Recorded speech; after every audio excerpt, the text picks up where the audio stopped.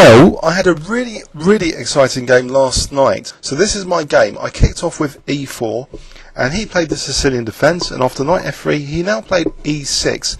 And I wanted to make him slightly uncomfortable in the opening, so I thought I'd venture something quite interesting. I played B4, the wing gambit.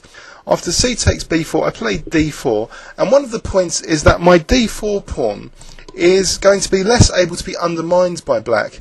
After knight F6 I played bishop D3, and after D5 I played E5. So I was quite pleased with this pawn chain, but he plays quite a logical move now, quite aggressive it seems, knight E4. I continued calmly now with queen E2, and he just played bishop D7, offering basically immediately the pawn back because he'll get a nice bishop on C6. So if I take on E4, let's have a quick look at this. Bishop C6, and black's quite comfortable here. In fact, I would say black's better after bishop takes F3. I don't really want my pawn structure to be a wreck after G takes F3, and if queen takes F3 I can't really get away with this, I think, because of knight C6. So this would be quite embarrassing with this D pawn pressure. So basically, if we go back now, what I played after bishop D7 was simply to castle. So I'm making it into a real gambit for the time being of a pawn, and he protected his knight on E4 with bishop C6. You notice though that because the bishop's moved away from D7, this classical French structure with the bishop on C8 is not as bad as people make out that bishop to be, because basically if white ever gets in F4, F5, that bishop's quite a defensive bishop, reinforcing E6 and also F5 pressure. So we see now a lack of pressure on F5 and E6, which I'm going to try and exploit now with an F4, F5 plan. But before I do that, I really want to undermine this knight, and one way I saw of doing that was to play A3, because the point is that if he takes on A3, I was thinking actually C4 might be a useful move. So for example, with the idea of C takes, forcing E takes, and maybe then taking on A3 with I thought an interesting position.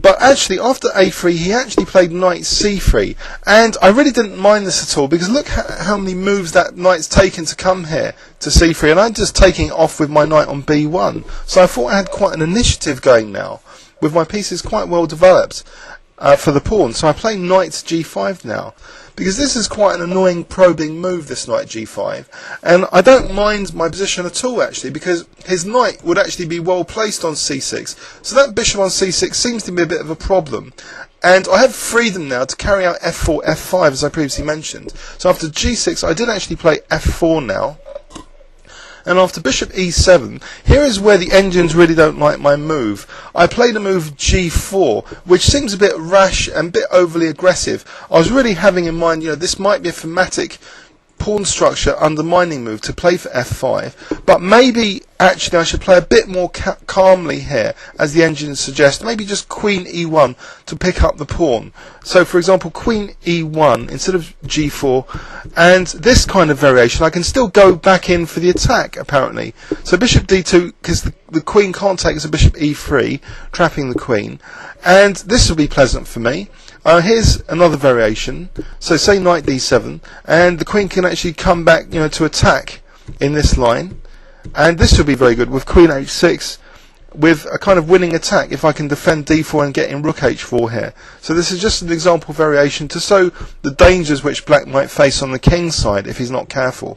So anyway, after this bishop E7, I did play G4, and perhaps he could have kicked the knight with H6 here. We were both looking actually at this knight sacrifice, knight takes E6, as being dangerous for white, and maybe that's the case actually here, because he can't avoid doing F takes. So actually here, maybe I would have some interesting compensation, but the engines for the moment at a low depth kind of like black's material advantage, as they would. So anyway, after knight D7, he actually played knight D7, not H6, and I played rook F3 now. So I have the potential idea of either rook H3 or collecting the C3 pawn. He played now queen B6, And again, he's delaying my f5, so I have to reinforce my position again, and I do so with queen f2. A bit wary about bishop takes g5 always, and maybe even knight takes e5 in some variations. I have to be quite careful.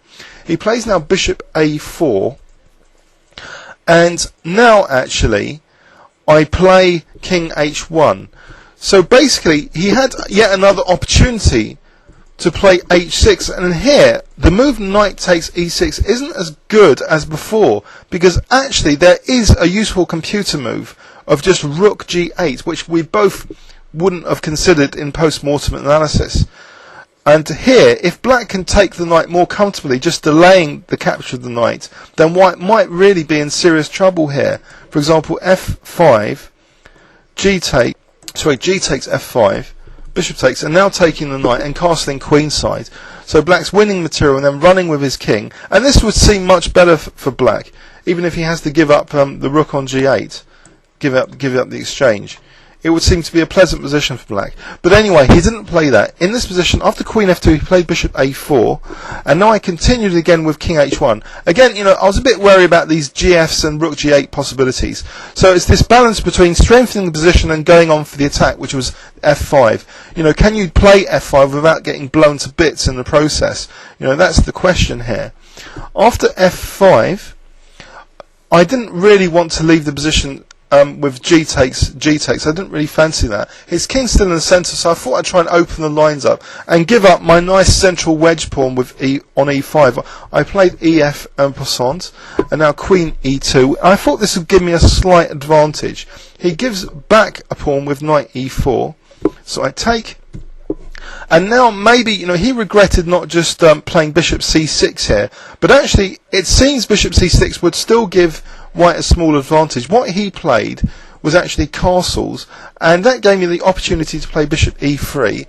And now when he played bishop c6, here is the interesting move, one of the more interesting moves of the game. I sacrificed the exchange now with d5, allowing his queen to attack my rook, so just take on c6, allowing him to take my rook with check, because after queen takes a3, I thought I'd have a very strong pawn on b7, and also this possibility of queen c4, which I thought was difficult for black now, with this isolated pawn, and these bishops are quite strong in the centre. So I've got the bishop here, and I've got this dangerous pawn on b7, and he played now queen b4, which has some logic to it, to be able to play rook takes b7, you know, sacking back the exchange, but he's leaving his e6 pawn and pre, so I do take that. And now I notice actually I don't really need to defend b7. I can play for his king. If I can try and get him bishop d4 check, his king's in trouble. So what I do play is rook d1 with the threat of bishop d4. And now there are some beautiful variations. After rook bd8, what I didn't see, and this is where computers excel completely in these tactical positions, is actually my move choice was bishop d5 here, to still try and play bishop d4, which seemed logical to me. But have a look at this. Rook takes d8 as a new variation. Rook takes d8 now. Queen e5, king g8. Now bishop d5 is killing, because if king f8, then queen h8 mate, and if rook takes, queen takes, king moves. Now bishop takes a7. And queening the pawn, basically. You know, because if queen b1, these checks run out. If the king gets to f3, there's no more useful checks here. So I'm queening the pawn. So basically, that's a stronger alternative to what I played. So in this position, you know, I played bishop d5, but also there's a fascinating move, queen e5 check, with a queen sacrifice in mind now, which of course I didn't see. Queen takes f6. And now rook takes d8, and now not queening the pawn, because that allows queen takes e4 and queen takes e3, but instead bishop d5, believe it or not, a quiet move, bishop d5, so now threatening rook g8 and still threatening b8 queening. So say now rook f8, and now not rook d7 or rook takes f8, but actually, so queening. And after queen takes, rook d7 is a mate in 6 with this continuation. So a lovely coordination of rook and two bishops. So these are the beautiful variations under the surface but I just played bishop d5, and perhaps he should have played bishop f6 as the strongest move. He blunders here, it seems, with rook takes f4, and in this position again there's an accurate move I missed, bishop d4 check, because if rook takes d4 then queen e5 is mating the black king. Because of this, these two diagonals are covered. The black king's really exposed here. Bishop f6, queen f6 mate, and he doesn't want to give up his queen. So basically, I instead played queen e5, which I also thought was crushing because of this g5. And after queen d6, I just reinforced my pin by playing bishop d4. And it doesn't even matter if he plays queen takes, because I just take his queen and then b8 queening in the end of that. So basically, after king g7, I took his queen, and here he resigned. Hope you enjoyed that. Please leave any comments on YouTube. Thanks very much.